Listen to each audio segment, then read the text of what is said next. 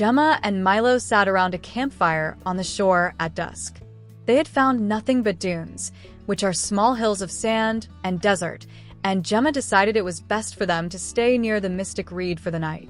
The biggest reason was that there was no way to tell where the tiny ship had led them.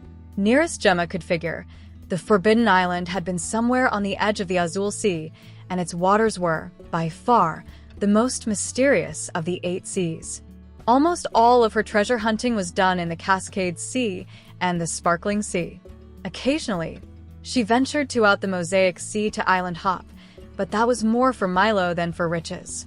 Gemma always found a reason to stop by Lemur Island while they were there, to Milo's utter delight. The Azul Sea, though, had a reputation for legend and danger. There were even rumblings of fantastical creatures, but, Gemma noted, never any evidence or first-hand accounts. Once they found whatever it was they were looking for, Gemma vowed to sail them straight back home to Harbor Town. But first, they would need to decipher another riddle. This time it had come from a bottle. Gemma held the empty bottle in her hand and read the clue on the piece of paper aloud once again. As the day rises, the cottontails run. Follow their tracks by the light of the sun. The fire crackled as Gemma and Milo pondered the words. Cottontails. They must mean rabbits, right? Milo curled his tail into a tight ball and hopped around on all fours. Quit it, Milo. This is serious business, Gemma said with a laugh and a smile. Milo grabbed a bundle of licorice and snapped off a piece that he felt he'd earned for his performance. Gemma had laid out some food around the campfire that she got from the yellow knapsack that she always brought on expeditions. There was sourdough bread, jerky, apples, oranges, and a bundle of licorice that was getting smaller by the hour. Whatever we're supposed to do next, it has to wait for morning. By the light of the sun, the riddle says. Gemma pulled out a deck of purple giants and goblins cards. They were a gift from her uncle soon after her parents sent her to stay with him. They're good for passing the time on the sea, he would say. Remember, the giants might be stronger, but goblins have the numbers and the smarts. Her uncle had taught her all the best combinations and tricks. His shipmates taught her all the best ways to cheat. Cheating was as big of a part of the game as anything else. Even more so when Milo was playing. They played game after game, until the stars were glowing as brightly as the lightning bugs nearby. I play a stone giant, said Gemma triumphantly. Milo looked at his deck with his tongue slightly sticking out of his mouth, a sign of his highest level of concentration. He gave a sly, wheezing chuckle and laid down 4 goblins, 3 that had weapons, and 1 that was holding a lyre, a musical instrument. He raised his hands and shook them together triumphantly. Wait a second, let me see your tail, she demanded. Milo spun around but conveniently kept his tail hidden from view. But Gemma stood up and spotted the 4 clandestine cards he was gripping behind his back. I knew it, she said. You're a goblin thief.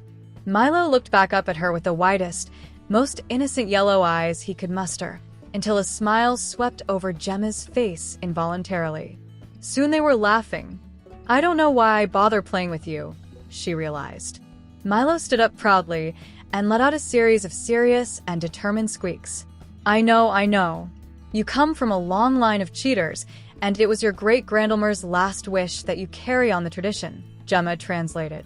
It was, in fact, exactly what Milo was saying. Gemma laid back onto a piece of driftwood and looked up at the moon, full in the sky.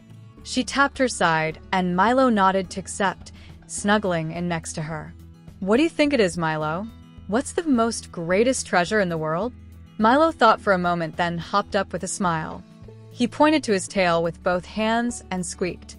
Gemma smirked and then laid back down dismissively. It is not a gold tail ringlet. Not everyone has a tail, you know. Milo shrugged and laid back down. Gemma didn't say it, but there was more than one occasion when she had truly, desperately wished she had a tail. It was hard to have a best friend with Milo's tail talents. It was a constant reminder that her rear end was inferior in all but one way, sitting in chairs. Milo had a difficult time finding a place for his tail. If a genie gave her the chance to grow one, she would have taken it. Although, it would have meant finding a genie with a very specific set of powers. And then it would mean a lot of explaining, being a human with a lemur-sized tail for the rest of her life. These were the thoughts that carried Gemma off to sleep that night, a tail-obsessed genie and a lifetime of arguments with pantsmakers.